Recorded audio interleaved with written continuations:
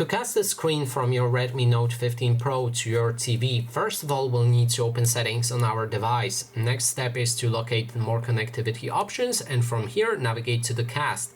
Select it and then click on the cast and activate it. After that you should see a window like this, which shows you that it searches for nearby devices. So it just found my TV right here. I can click on it and then I will see a screen from my phone on that TV. Now to troubleshoot the problems if you cannot see your TV here. First of all, you will need to make sure that your phone, that means your Redmi Note 15 Pro 5G, is connected to the same Wi-Fi network that is connected to your TV.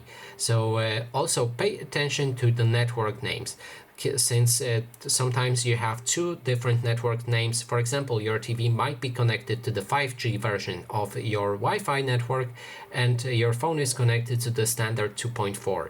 And if that happens, you won't be able to see your TV in the cast. And to avoid that, just connect both of the devices to exact same network. And that way you should always see your TV when it's turned on the cast screen. And that is basically everything. Thanks so much for watching, and if you like this video, please consider subscribing.